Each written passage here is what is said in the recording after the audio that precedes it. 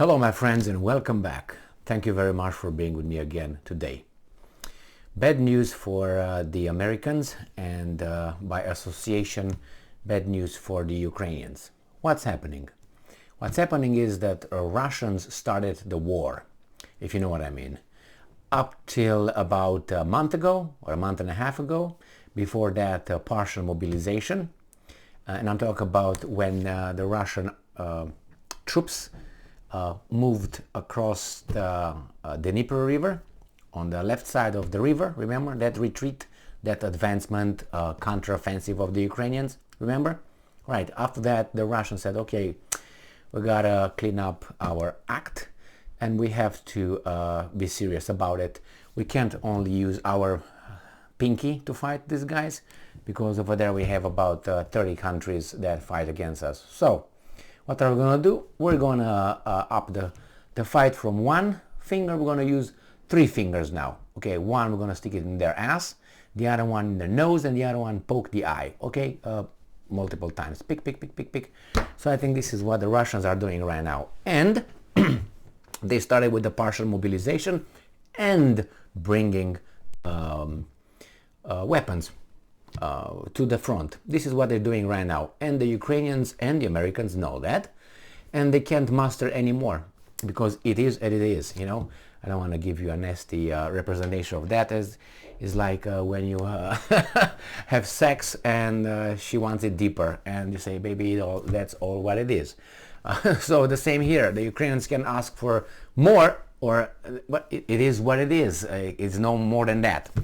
So here it is with this one. This article comes from Ukrinform, and it says that two convoys of Russian military equipment spotted moving towards Berdiansk.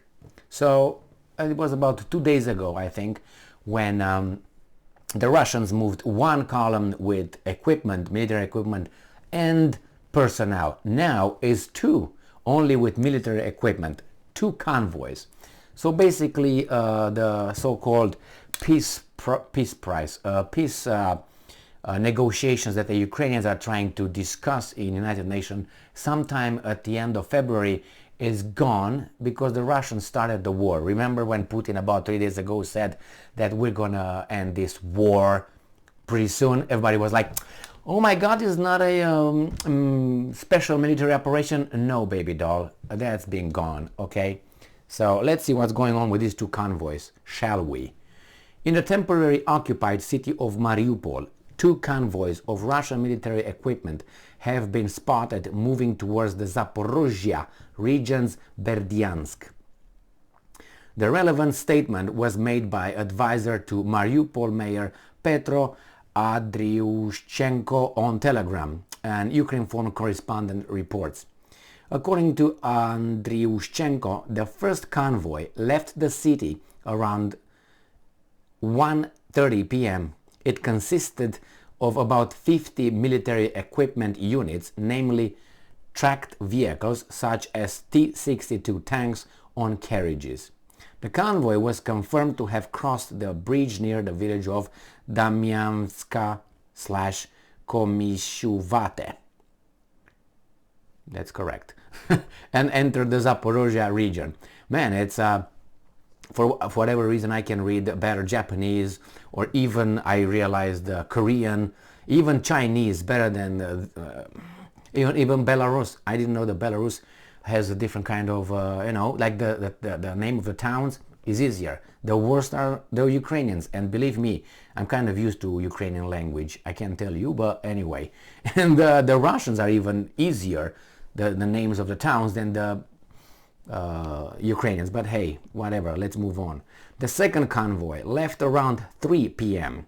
It also included about 50 military equipment units, such as tanks and infantry, fighting vehicles on carriages, trucks with ammunition loads, and personnel. Oh, we're fucked.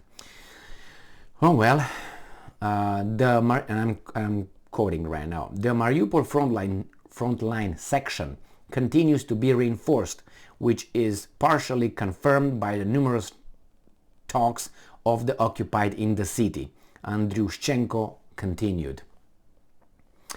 A reminder that Russian invaders are gradually transforming the temporarily occupied city of Mariupol into a military basis. I wouldn't be so concerned about that. I would be concerned about then what? You're just gonna start dancing kazachok and drinking vodka and what? This is what they do. They are gathering the army over there. Hopefully they were not going to be blown up by a few strikes. It would be stupid. And then they're going to distribute it, place it, how do you call it, deploy it to the wherever they need to go. And probably they're just looking to see, is Bakhmut the breaking point or not? Avdiivka is the breaking point, or maybe Liman, Novopavlivka. These were the four main ones. Bakhmut, Avdiivka, Novopavlivka, and Liman. The 4-1. The fact that the Russians right now said, yeah, mofos, here you get it. Bring it on. Now it's a war. Until now, it was a little military operation that everybody was saying, it's all war. That's how the weasels in the West call it. It's all war. It's unprovoked all war. And I said, all war? If it would be all war, all the cities, big cities in Ukraine would be flattened. That's not all war. What are you talking about? Do you remember the Second World War? Do you remember when, for instance, I'm going to use this because I'm very familiar with it. Let's get the Dresden bombardment by the Allied bombers. Do you remember how many bombers were? I think there were two big bombardments. I think 2 days apart or something like that. Do you remember how many thousands of bombers were there? There were hundreds. They were unbelievable. They flattened, they burned Dresden just like that. Some say about 150,000 civilians. 150,000 civilians were burned because when they dropped the bombs and all that flame over there created a how do you call it, an effect that was hot as hell. Now that's a Holocaust right there, because what's a Holocaust? Destroying a nation through burning. There you have it right here, or exterminating. What was that? They didn't drop those bombs on Dresden just to see how they work, or they killed the German Wehrmacht or something. They were already dead. They were done. They killed civilians. Now how you call that?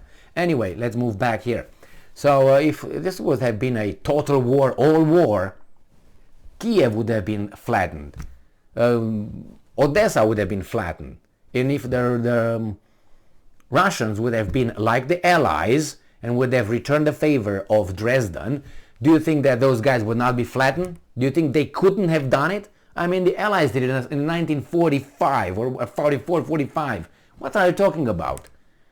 And these guys with the technology right now could not flatten 2 cities? Jesus Christ. That's why. And then they say, well, you know what? Ukraine, we're going to give you weapons. This is the Americans. We're going to give you weapons, but you can't shoot inside Russia. All war you talk about? If they wanted all war, they could have taken all these guys, Reznikov, Klitschko, what's his name, Zelensky, all the kosher guys, and the Russians could have taken them out. That means killing them, assassinate them, blow them up. They could have done that. I guarantee you that. 99% certain they could have done that. All war. But why? You change a piece of shit with another piece of shit. What's the point? You know, just to create a psychological. And besides, if the Russians are, this is another contradiction, you know, between what these guys say, these guys are. And they're not, because they could have done just equal what the Allies did, for instance, the Germans. Just Dresden. It's an example. Just one example. So, yeah, get out of here. Come on, man. Like Biden. There's 2 columns going over there. Big military columns, and plus the one that was 2 days ago. So yeah, convoys, not columns, but anyway, you know what I mean. I was looking for the word. And remember, this is not all the Russians have. Have you heard, I made thousands of videos, you know, just to exaggerate here, about the statements coming from the intelligence services of Great Britain, and what's the other one? United States, and then you have the weasels, the Ukrainian. They all said, oh, the Russians are running out, they don't have any more nothing. No civilians, no weapons, no missiles, no nothing. The only person that said you guys are idiots was the German, he was a German general. He was not the chief of staff guy. I can remember his name was a Z. Not Zelensky, not what's on Russian tanks. It was Zund, not Zundel, Zundel, well, that's a different guy. And that was the guy. He said, if you think that Russia will run out of ammunition, you're just kidding yourself. You kid yourself. And he said they will not run out of ammunition anytime soon, and they can open Russia is able to open a second front without any problems. And everybody was like, oh my God, how can you say that? You're just dumb. I think he was right there. Anyway, 2 convoys. So I didn't hear about any Ukrainian convoy. Did you hear of any? Anytime, anywhere? And moving for, any equipment from this or any, no. Do you wonder why? I think they're too numerous everywhere. That's why they don't need to move anybody, right?